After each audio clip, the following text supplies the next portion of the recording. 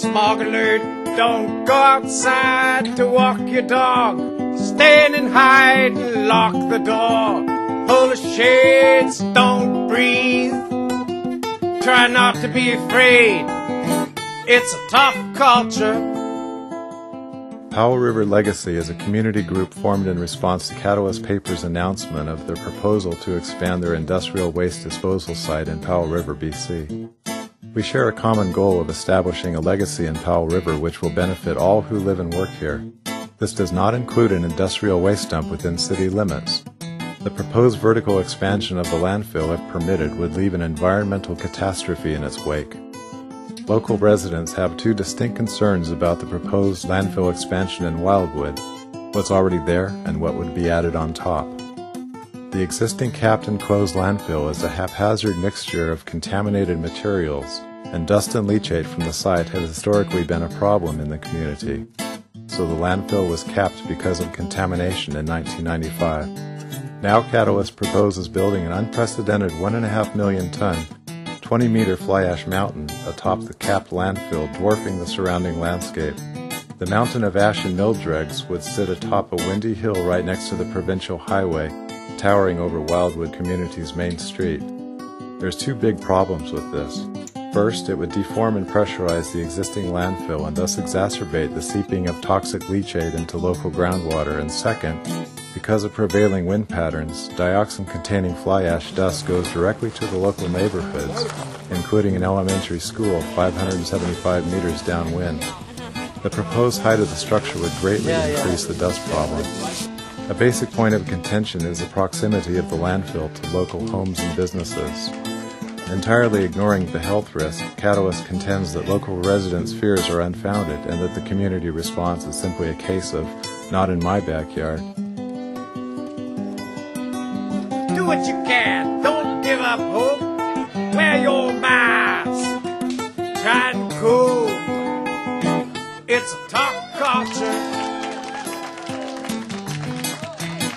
January, and you've been following the landfill issue quite closely because of personal. My name is Jerry Brock, and I'm part of a group called Powell River Legacy, and we're all working very hard to oppose the proposed Catalyst landfill application here in Wildwood. We feel very passionate about this. We feel that it's not the correct thing for Catalyst to be doing, and we're going to be working very hard to do everything in our power to stop it from happening. Catalyst is wanting to expand their existing landfill here in Wildwood, and they're just not wanting to do it a little bit. No, they're planning to do this over a period of 37 years and create a mountain that's over 20 meters high of fly ash. And that fly ash, people, is right in our front yard. It's not even in our backyard. It's across the street about 575 meters from where we're standing here in front of James Thompson School. So Dave Harris, you came over this evening to talk to us about some of your concerns regarding the proposed Catalyst expansion to the Wildwood landfill. I know you're very concerned about the leachate. Would you like to tell us why you're concerned about that, Dave? Well, as you know, we get quite a lot of rain here, 1,100 millimeters of rain per year, or 1.1 meters of rain a year, which is about that high. It's a lot of water, and with over 2.3 hectares, there's about 29,000 cubic meters of water that is introduced to that landfill each year that has to be captured, escorted, and treated. And I'm not sure that the treatment facility is capturing a lot of the water, the leachate. And when you read the Golder report, which has been submitted, even though it is a draft report, when you read the Golder report, it shows that even by their own estimation, they're capturing 2,398 cubic meters of water below the old landfill, which is highly contaminated. By their own estimation, another equal amount or more is escaping. And I think it's quite a bit more than that. So I think that probably when you do the arithmetic, it comes closer to probably 10,000 cubic meters of water each year. So you believe then, Dave, that Catalyst is not capturing all the leachate that they claim to be catching? Well, what they claim to be catching is, I'm sure they're capturing it, but I don't think they're accounting for all that's actually going in. There's water coming in from the rain, there's water being run out from the local area, and there's more water that should be accounted for than what is being accounted for. Now, once this has been introduced into the soil, it of course goes down into the regional aquifer, into the distribution of the water underground, and it apparently travels at a rate of 1 meter per day towards the lake. And once it gets down to the lake, it either comes up as water in a spring, or enters the bedrock, the fractured bedrock below, and enters below the surface of the lake, and is introduced into Powell Lake, the general water supply then. And an evidence of this is that in the filter house, in the mill itself, almost every test that they have done shows that there are levels of contamination. And when you consider the massive dilution factors that are involved, there is a significant amount of significant contaminated source that's being introduced somewhere along the line. Where it is, I don't think anyone really knows right now. Wildwood residents also recommended to Catalyst that before they put anything else into that dump, they clean it up first. Where's that gone? They didn't mention anything about that. So Peter Tevitt, you're another concerned Powell River resident. Thank you for coming over this evening. Pleasure is mine. Just talking to you a few minutes ago about the landfill proposal, and you mentioned how you thought it was like Catalyst is burying a ticking time bomb. Could you sort of explain that a little bit? Sure can. Conversations I've had with employees at the mill who've been there since that mill dump site was first used talk about barrels of PCBs and pentachlorohexate and I know other words that are about 4 miles long that I can't. There's a lot of nasty there's stuff. There's a lot of there. nasty, very nasty stuff down there. One of the engineers that led up to that thing being capped, when there was discussion about remediation, made a comment that it was too toxic for, it would be too dangerous for somebody to remediate it.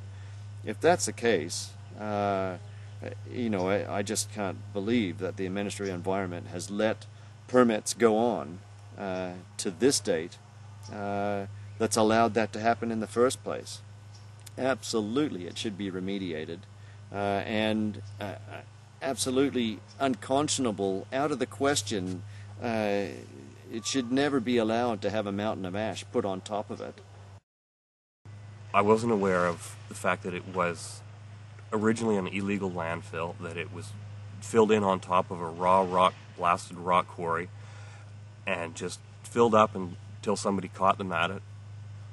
Permit was issued, and when it was full, they capped it. Just covered everything up. Now, as near as I can tell, what's underneath that ground is rock that's been broken from the blasting, rock that's been broken and cracked from years of glaciation on top of it, filled with glacial silt. There seems to me to be absolutely no way to not only know how much leachate is in the site, but which direction it's actually flowing. There has been no testing until very recently about the flow going towards Wildwood. There are 2 well sites drilled last fall, and they're actually not even really in the direction of downhill flow towards Wildwood.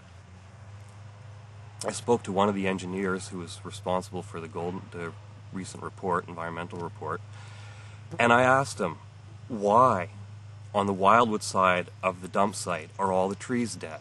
What kind of testing have you done to see about the flow in that direction? And the engineer told me, what dying trees? What testing? So there's a whole section of the site for effluent flow that has not been tested. We have no idea what's actually coming to Wildwood. We know the lake is contaminated. We know the landfill is contaminating the lake. And it's not just the fly ash that we're concerned about. We're also concerned about the leachate, the dust, and all the hazardous chemicals that have been put in that dump over the years. Now, there's probably some people out there today who worked in that mill in the 50s and 60s. And you people know what sort of things have gone in there, and it's pretty scary stuff. And it's not like we're making this up. All you have to do is talk to some of your neighbors. Talk to people, good honest people like Ray Peters, Dino Charnello, Sam Salome.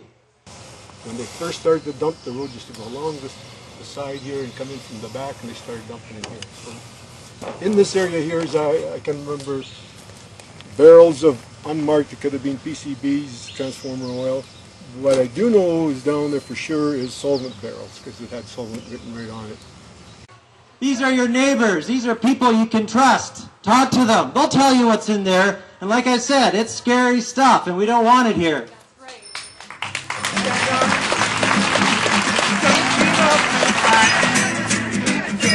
Stand up for your right. Get up, stand up. Don't give up the fight. You're sick and tired of all this pollution. Maybe it's time we find a real solution. We know what it's worth. That rap you wrote ain't worth a damn. You can't fool some people sometimes, but you can't fool all the people all the time. So now you're seeing the light. Stand up for your right, yeah. Stand up in the morning. Stand up for your right. Stand up. Don't give up the fight. You worked in the mill for quite a while? Yeah, for 18 years. What sort of things did you do down there? Oh, a variety of jobs. I was in the labor replacement pool for a long time and worked with the yard crew and in the craft mill and the lubrication department, mill stores, technical, shipping, sawmill. I had a really good opportunity to spend time on the entire mill site and watch the whole operation from about 1980 till roughly 1997 or 1998. And during that time period, I watched all kinds of things get loaded up in dump trucks and hauled up to the landfill in Wildwood. Green liquor dregs, black liquor dregs, contaminated sand, contaminated soil, contaminated gravel, contaminated with oils, fuels, and various other chemicals. This is actual material that you saw on the mill site. Loaded into trucks with a variety of hand methods and backhoes, front-end loaders, lots of stuff just shoveled in front-end loaders into the back of an open dump truck and hauled up the hill. You'd come up, drive up the Wildwood Hill, going home at the end of the day, and there'd be stuff spilled all down the road, black liquor, green liquor. There were barrels of things in the mill site that were just tossed into garbage trucks and hauled up there. As near as I can tell, they basically hauled, or we really, because we were all part of it down there, anything that was on the mill site and a problem, we loaded into trucks and hauled up to Wildwood. You think their purpose is to get a dump site so they can just import junk from all over the province? So they can decommission the mill. Yeah. So they can decommission the mill. Yeah. Clean up the old craft mill site. Exactly. Then they can put more power boilers. Neil was saying take up a big footprint. They can put the more only firewood downside down to the power boiler is that there's not enough hog to run it now on the coast. Well, they can run anything they wanted. I know. But tires, all kinds of things. Medical waste from all over the province. Oh, absolutely. We can become the dumping center. That's the thing about the application. They're not saying. It's vague. Sarah went and asked at the ratepayers meeting and said, no, we're not going to building here burn anything out. And the conveyor besides Hogsville, but that's But we're not going to put it in writing either. The discharge stack is that little stack there. Oh, yeah. And you can sort of see the shimmeriness of it coming out of there. The part that scares me is, like we were talking about the silica, that most of that stuff they're dumping in that flash is silica from the fluidized bed, just sand. But the stuff coming out that the precipitators don't catch is airborne silica particles. And there's no, they don't say what level of discharge they've got there. If they put a pound of sand in there, do they get a pound of sand back? Or is there some portion of that going into the atmosphere? You know, that I think is the scariest part with that fluidized bed.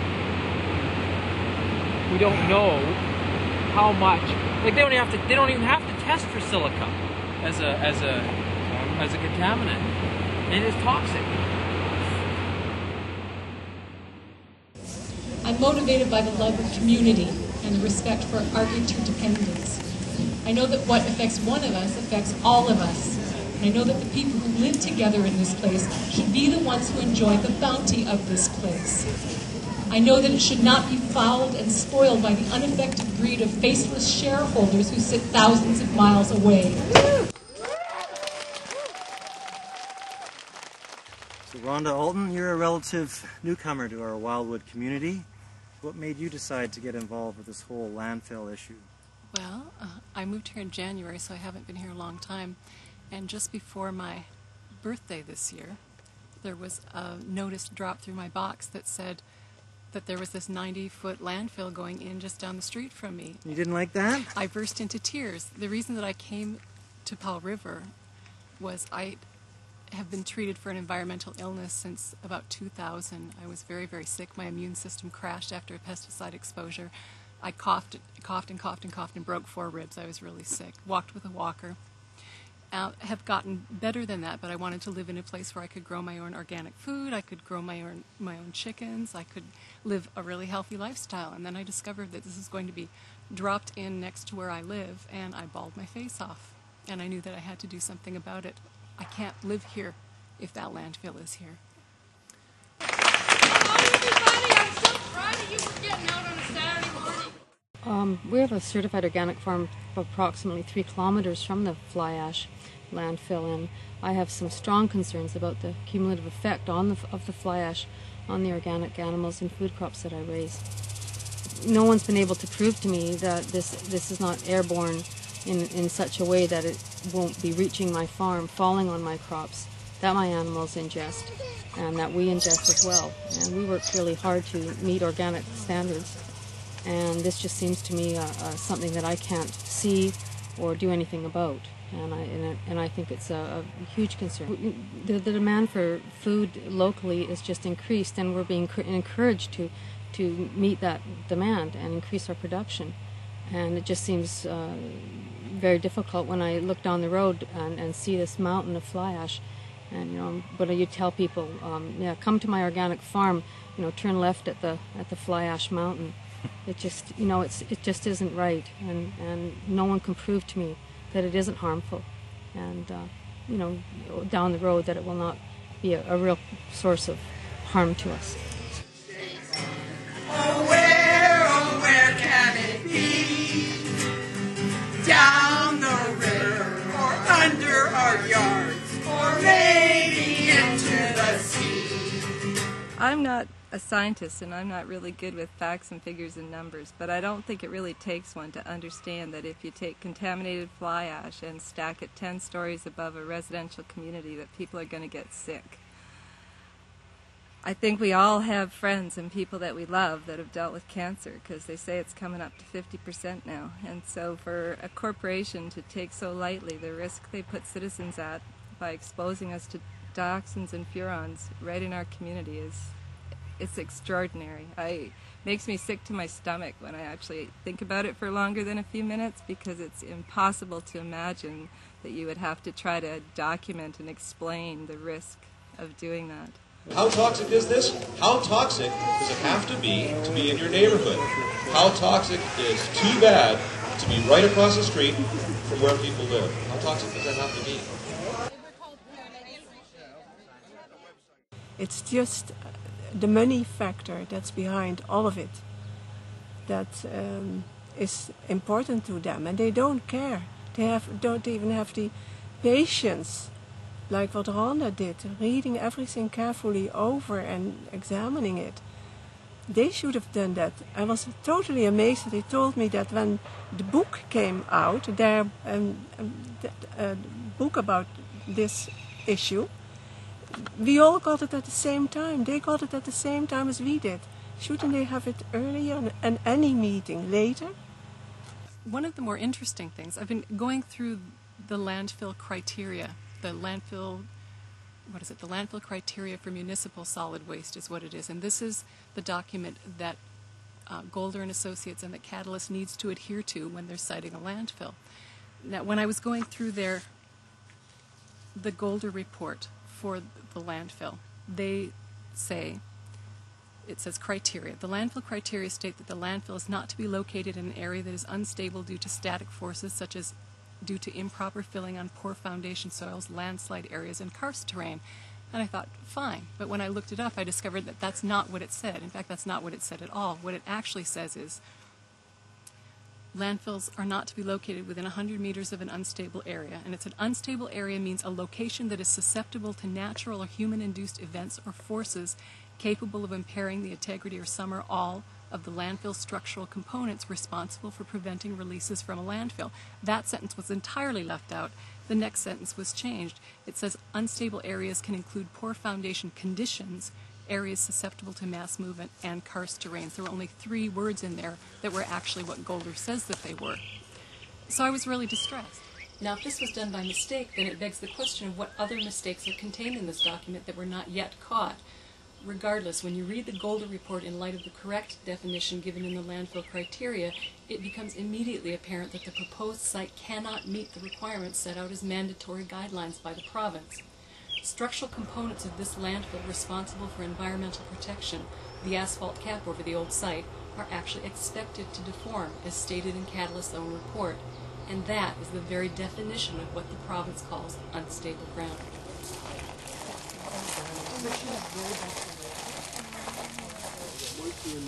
Yeah. Then they'll be able to get some digging. Dig's probably more up on that kind of stuff. But I've been gone 5 years by now. In their Environmental Assessment Wildwood Landfill Expansion Book, page 13, number 312, second paragraph, it's more or less okay past 300 meters. So what are we in the 100 meter to 300 meter?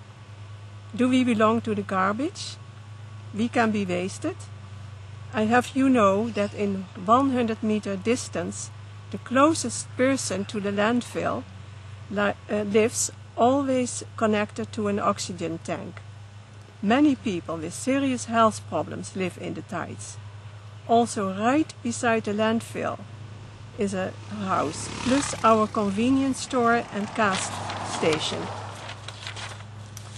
So many times I can cry and scream at the same time about this injustice for all of us in Wildwood. Did these Catalyst men and women forget what they learned in kindergarten? Don't do unto others what you don't want to be done to you.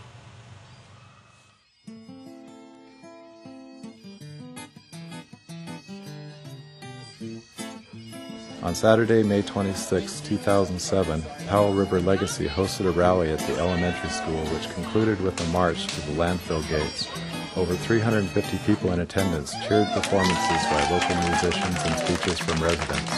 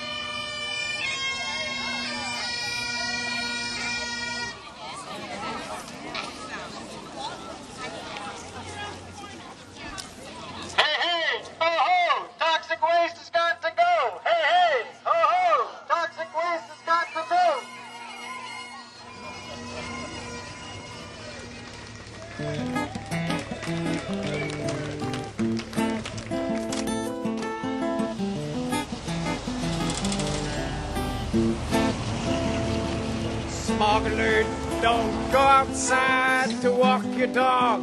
Stand and hide and lock the door. Pull the shades, don't breathe. Try not to be afraid. It's a tough culture. You guys? It's tough on the rats in their cages. It's It's tough on the animals at the zoo. It's tough out here in the extraction zone. It's a tough culture for me and you. Look to your rivers, look to their shores. The chemicals weren't like this before. These babies make you glow in the dark, light green. They mutate your genes. It's a tough culture. It's tough on the rats in their cages. It's tough on the animals at the zoo. It's tough out here in the extraction zone. It's a tough culture for me and you. I went down for a swim one day, and there were turds all over the bay. There was oil all over the shore. I'm not gonna go swimming anymore. It's a tough culture. It's tough on the rats in their cages. It's tough on the animals at the zoo. It's tough out here in the extraction zone. It's a tough culture for me and you. But don't despair. I know the temptation is to just give up in sheer frustration. Do what you can. Don't give up hope. Wear your mask. Try and cope. It's a tough culture. It's tough on the rats in their cages. It's tough on the animals at the zoo.